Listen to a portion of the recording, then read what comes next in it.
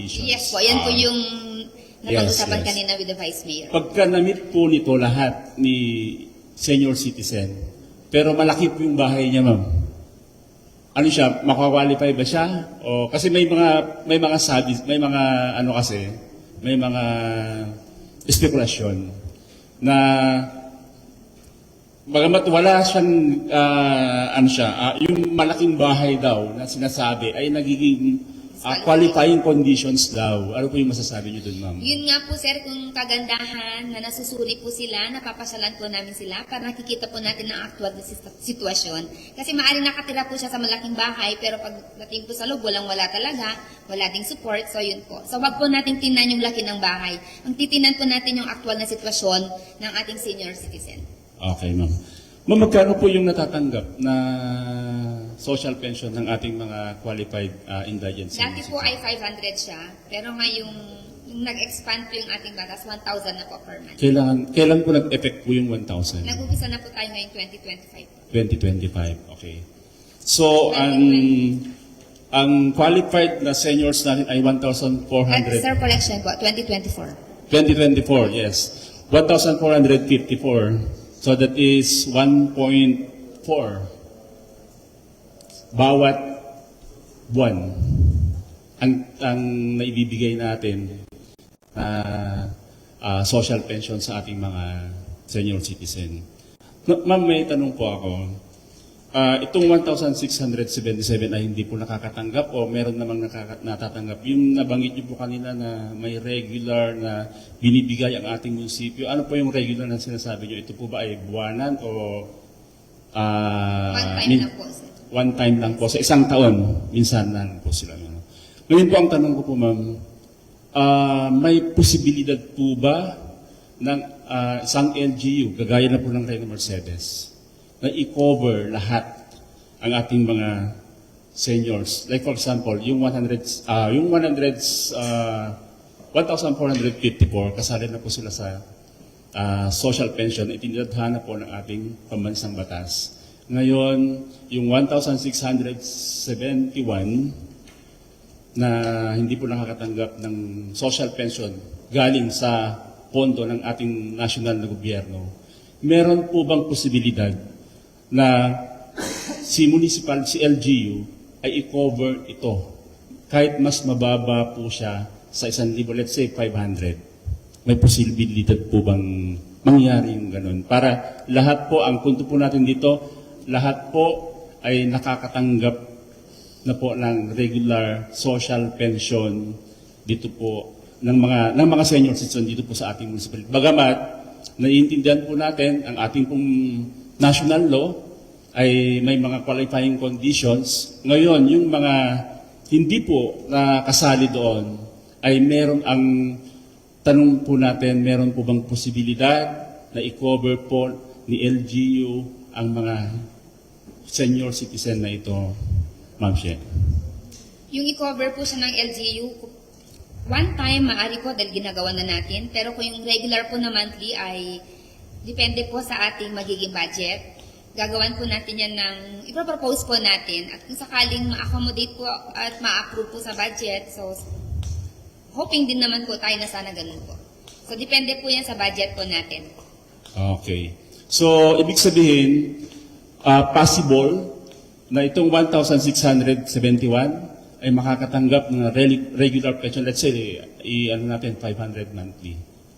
Depende po Depende yan sa budget po po yun natin. sa availability ng Ng budget na sa General Appropriation Fund ng ating munisipyo. Yes po. Oo. So, Mr. Chair, siguro sa pagkakataong ito, nakikita po natin yung ating mga senior citizen. Sabi nga, nararamdaman po natin yung kanilang sentimiento na yung mga iba hindi nakakatanggap ng social pension nang gagaling sa national budget.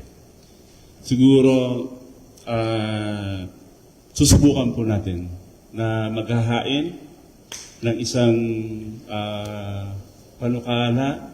Hinihikayat po natin ang ating mahal na local chief executive na kung posible ay tumingin o appropriate ng pondo para makover nga po itong 1,671 kahit in a minimum of 500. Kasi na-compute po natin, Mr. Chair, yung 1,671 pag times 500 po yun. That is 835,500 monthly. So, sana maging maayos po ang ating revenue collection at susubukan po natin, Mr. Chair.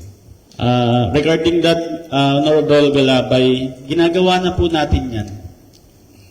Dati na po mong nagbigay po si Mayor sa non-SOCPEN po ng worth 500 po, each po. Sa PASAP po yun.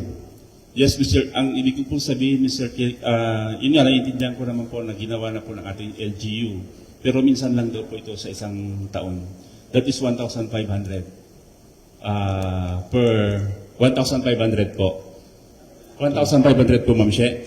Yes, once lang po sa isang taon to. Ngayon, ang pinupunto po natin, Mr. Chair, na hinihikayat po natin ang ating pong mahal na local chief executive kung meron pong maturan na sapat na pondo para mabigyan ang lahat ng ating mga senior citizens na hindi po kasali sa social pension, kahit 500 lang po bawat buwan po, Mr. Chair. Sige, copy that. SB Galabay, take note natin yan. At refer natin po kay Mayor kung makakapaglaan po tayo at kapag-usapan sa budget or finance department. Yes, Mr. Chair, thank you. Ma'am She, meron pa pong akong isang tanong, Ma'am She. Yung presumption of 6 months, pero medyo ano kasi ako dun na sabi po nga ni Vice kaninang tinatanong po kayo, na medyo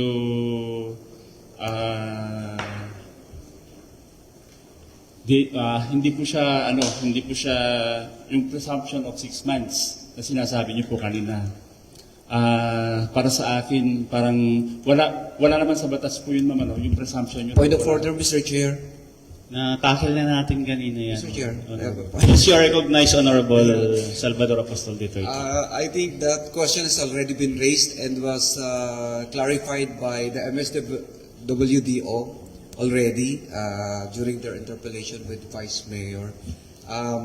My concern right now, Mr. Chair, is that we already have consumed pati yung time natin for the second hearing.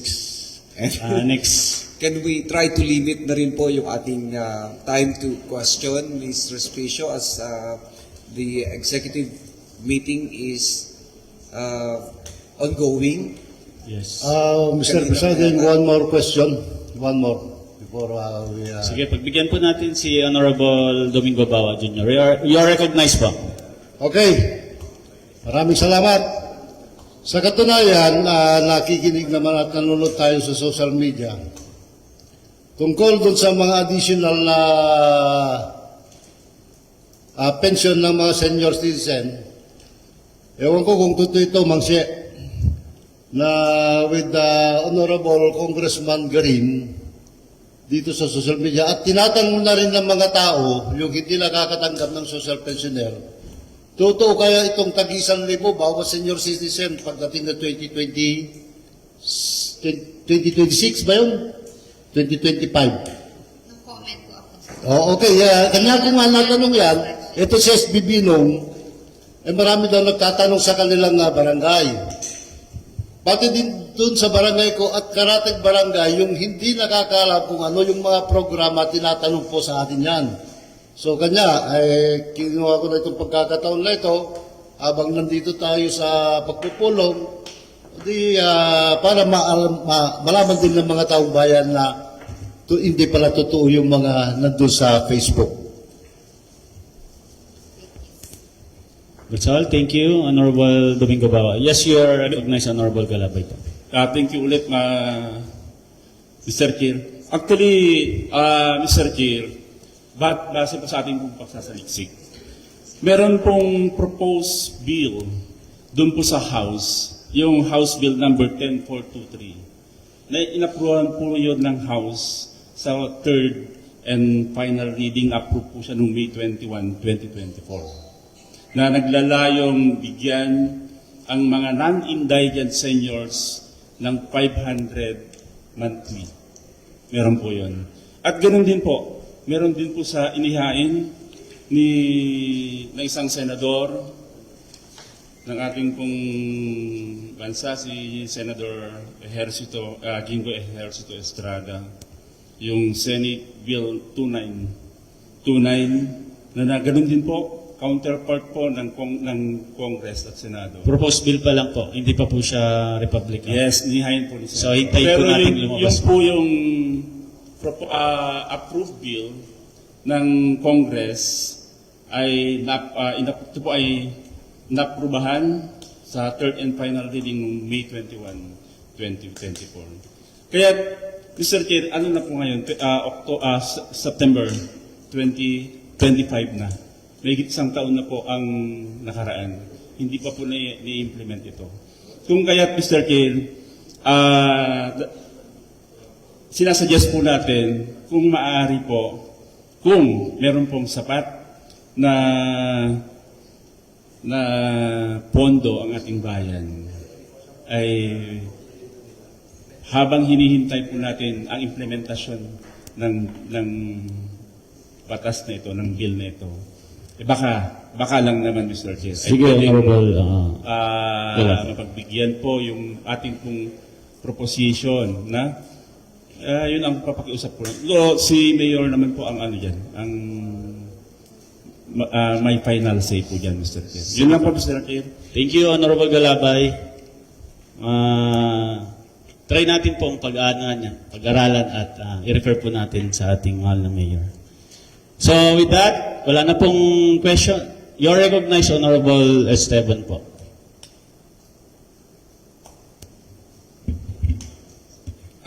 Konting katanungan na lang po ito. Nababanggit natin lagi yung datos ng mga bagong pumapasok na mga senior citizens. Yung mga nadadagdag ba? Paano yung mga nababawas? May datos po din po pa tayo din, no? Yung mga nababawas na senior citizens. Yung mga natusog, di ba? Natakil na din po kanina yan, Honorable Esteban. na? Yes.